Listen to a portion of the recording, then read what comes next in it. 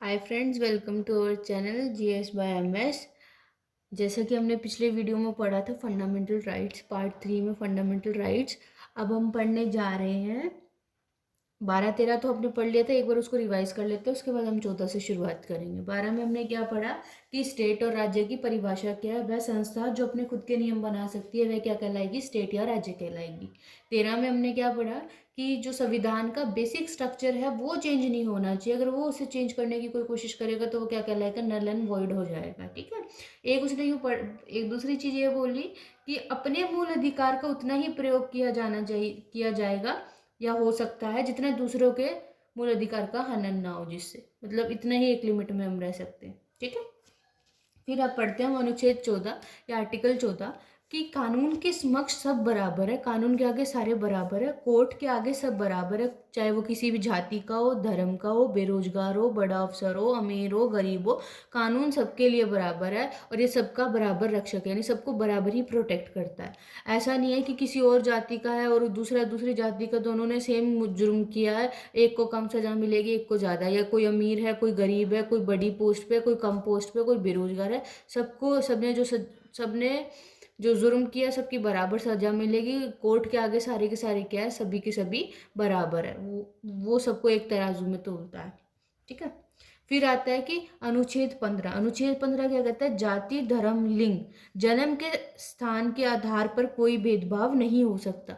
ये क्वेश्चन अभी CGL mains 2023 में 3 मार्च की शिफ्ट में आया था कि जाति, धर्म, मतलब यहाँ किसी भी तरह आप किसी रेस्टोरेंट में जाते हैं तो उस हिसाब से आपके साथ कोई भेदभाव नहीं कर सकता। कोई पब्लिक वेल है, कोई पब्लिक का कुआं है जिसमें सारे बराबर पानी पीते हैं, तो उन सब में जाति, धर्म, लिंग या जन्म के स्थान के आधार पर कोई भेदभाव नहीं हो सकता। ठीक है।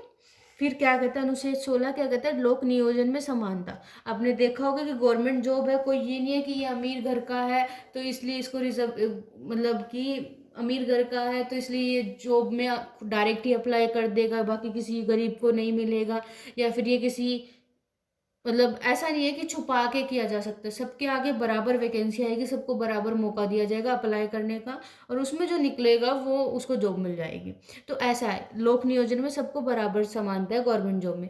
एक चीज इन्होंने ये ऐड की है कि हाँ, एक आरक्षण जरूर दे सकते हैं जिसे पॉजिटिव डिस्क्रिमिनेशन कहा जाता है, यानी भेदभाव तो है ये पर अच्छाई के लिए पॉजिटिव। ये किसी पर्टिकुलर जेंडर या फिर किसी पर्टिकुलर ग्रुप के लिए, मतलब जाति के लिए किया जाता है। जैसे जो पिछड़ा वर्ग है, जो इतने सालों से ही, इतनी सदियों से पिछड़े वर्ग में रहे, उनको उठाने के लिए उनके लिए स्पेशल रिजर्वेशंस होते हैं।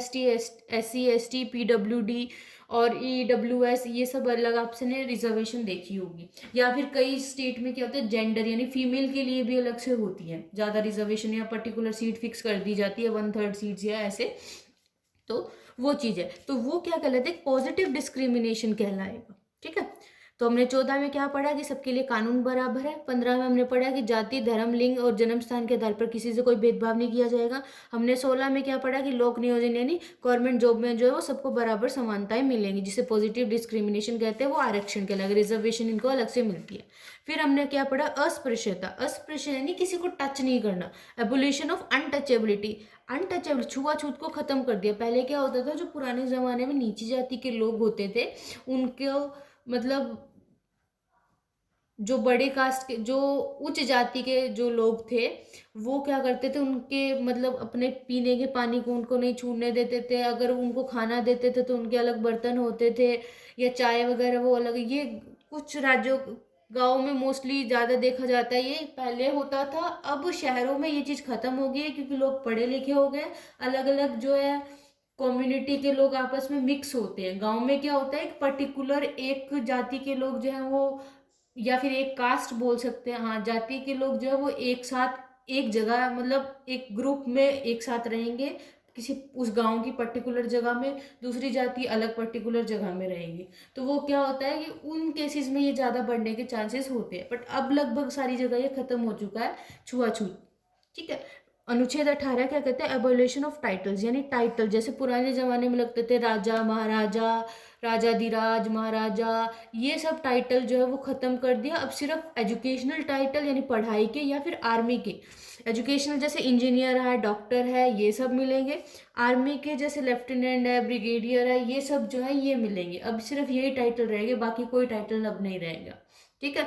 हाँ, ये पद्मश्री, पद्मा अवार्ड्स ये अलग चीज होती है, बाकी बाकी टाइटल वगैरह भी कोई नहीं रह गया कि कोई राजा लगाए आपके नाम के आगे, कोई महाराजा लगाए, कोई सुल्तान लगाए, ऐसा कोई टाइटल अब नहीं रह गया, ठीक है। तो हमने 17 में क्या पढ़ा, अनटचेबिलिटी के बारे में, छुआछूत खत्म के बारे में, और हमने 18 में क्या पढ़ा, एवोल्यूशन ऑफ टाइटल, यानी टाइटल्स को जो है वो खत्म कर दिया है। तो हमने राइट टू इक्वलिटी कंप्लीट कर लिया। अब इसका नेक्स्ट पार्ट जो है वो राइट टू फ्रीडम, हम वो अगली वीडियो में पढ़ेंगे, ठीक है।